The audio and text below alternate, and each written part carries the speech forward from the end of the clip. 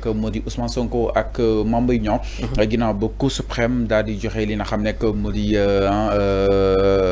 décision bi par rapport ak mbir bu nu mel la annulé li nga xam nekk moo di rabat d'arrêt bi alors coow li nag tegu na si éligibilité ou non bu Ousmane Sonko exemple son avocat di ki nga xam nekk moo di Maître Bam Cissé mi ngi affirmé que ni le débat sur son inéligibilité est dépassé maanaam dépassé li nga xam nekk moo di boobu de débat Maître Bam Cissé déclare que ni la question de l'inéligibilité de son client est dépassée et s'appuie sur la décision de la Cour suprême qui avait partiellement cassé l'arrêt Mame Mbaye Niang et surtout sur la loi d'amnistie du 1er mars 2024. Cette loi, selon Maître Bam Cissé, amnistie de plein droit tous les faits susceptibles de revêtir la qualification d'infraction criminelle ou correctionnelle commis entre le 1er février 2021 et le 25 février 2024 ayant des motivations politiques.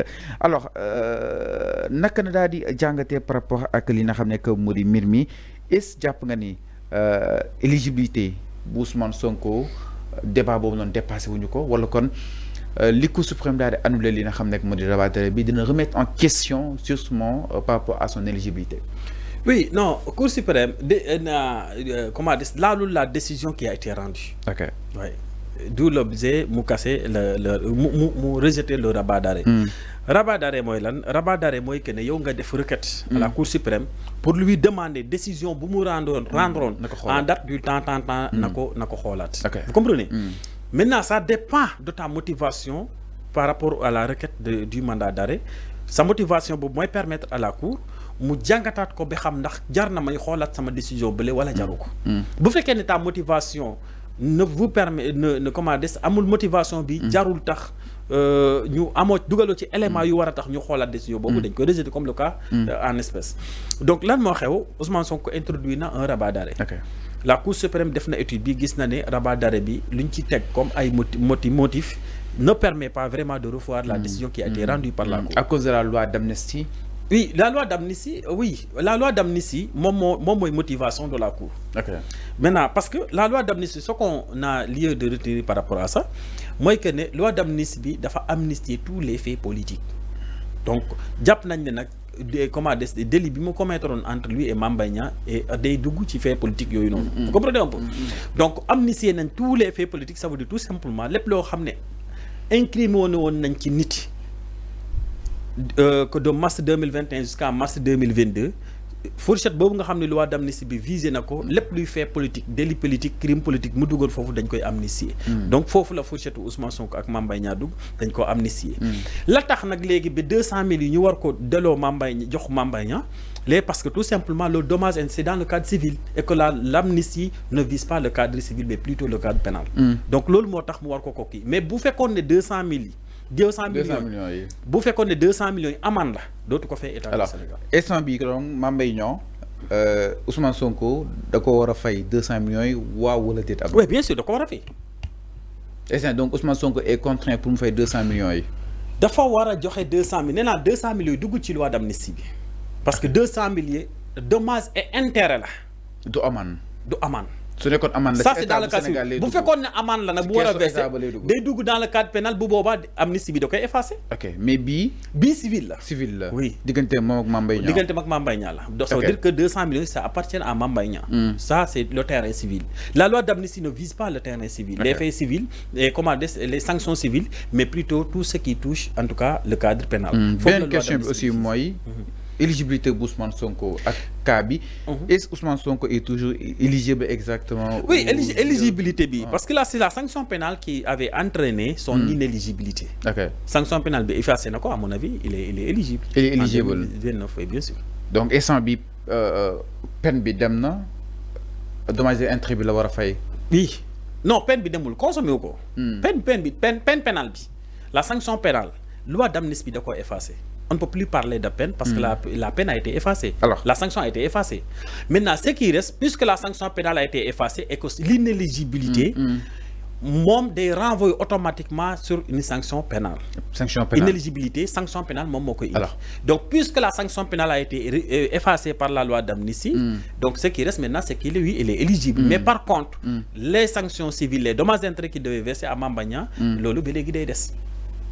Kon Abdou li ñu war a mën a comprendre mooy Ousmane Sonko certes il est éligible mën nañ jàpp ni.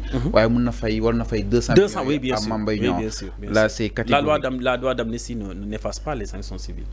Alors ñu war a mën a revoir ce procès là est-ce que war na mën a nekk ak aussi fan nañ daal di war a mën a jaaral pour ñu tijjuwaat li nga xam ne que moo di procès diffamation entre Mame Mbaye Niang ak ki nga xam ne que moo di Ousmane Sonko. bu fekkee am na un élément extranéité bi nga xam ne le juge lors de la lorsqu'il rendait la décision élément boobu jëluñ koon en considération. Extranéité c'est que comprendre par là. boo xam ne élément boo xam ne élément bu bees. élément bu bees. oui boo xam ne ci dossier bi la bokk. te juge bi bu muy rendre décision jëlu ko woon en considération. léegi su ko amul. Dans ce cas de figure, dans ce cas-là, la décision. Ousmane Sonko est condamné à payer ses 200 millions à Mame Mbaye Niang. Bien sûr, bien sûr. Alors, si toutefois, loi d'amnistie bi tëb exactement. Est-ce de 6 mois yële day ñëwaat voilà. tëb comment. C'est-à-dire ñu abroger loi d'amnistie.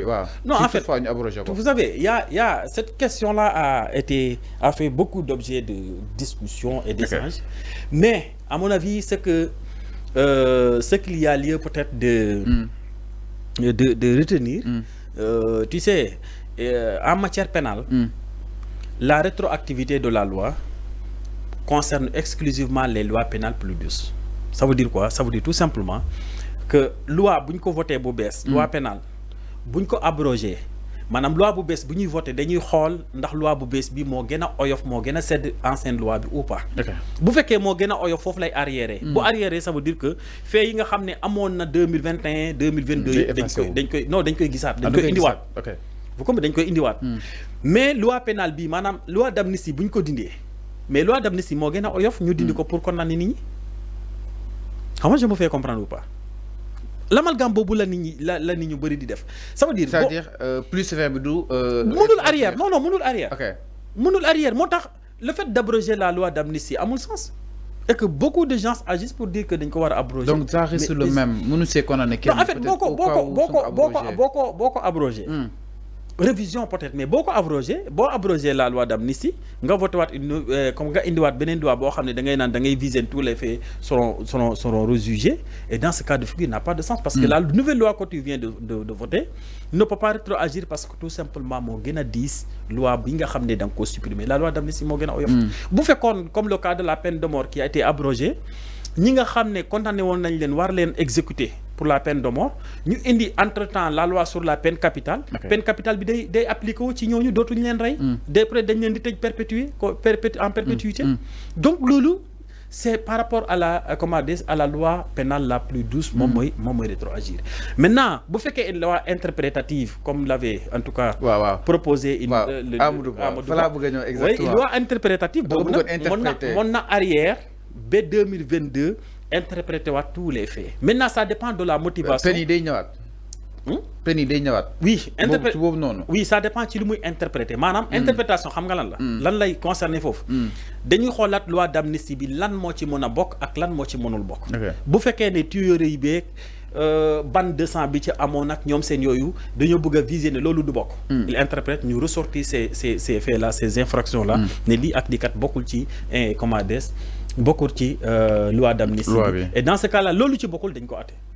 Vous comprenez un peu?